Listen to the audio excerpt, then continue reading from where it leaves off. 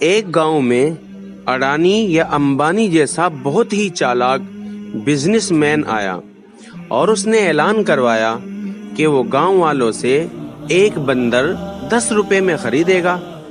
اس گاؤں کے ارد گرد بہت زیادہ بندر تھے۔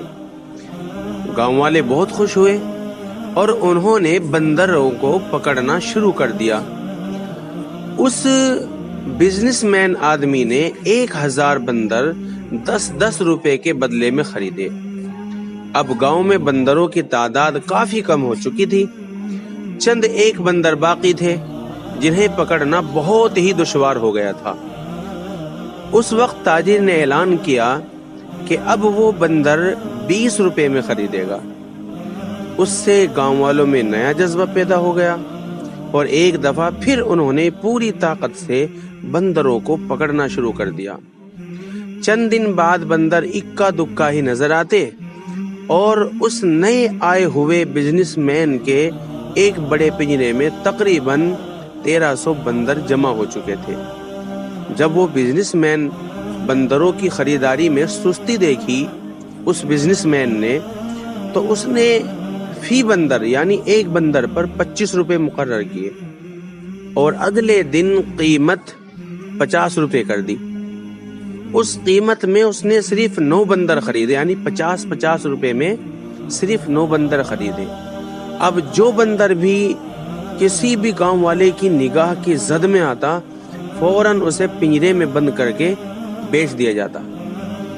اس کے بعد وہ کام کے سلسلے میں وہ بزنس مین کسی دوسرے شہر چلا گیا اور اس کا اسسٹنٹ کام سنبھالنے لگا۔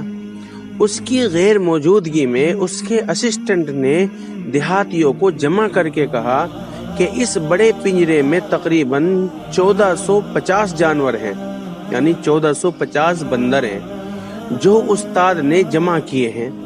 میں ایسا کرتا ہوں کہ تم سب کو سارے بندر 35 روپے فی بندر کے حساب سے بیچ دیتا ہوں، یعنی ایک بندر 35 روپے میں دے دیتا ہوں۔ جب استاد آئے تو تم اسے 50 روپے میں بیچ دینا۔ اب گاؤں والے بہت خوش ہوئے اور انہوں نے ساری جمع پونجی خرچ کر کے بندر خرید لیے 35 روپے میں ایک بندر۔ لیکن اگلے دن کچھ ایسا ہوا کہ انہوں نے نہ کہیں اس بزنس مین تاجر کو دیکھا اور نہ ہی اس کے اسسٹنٹ کو، بس ہر جگہ بندر ہی بندر تھے۔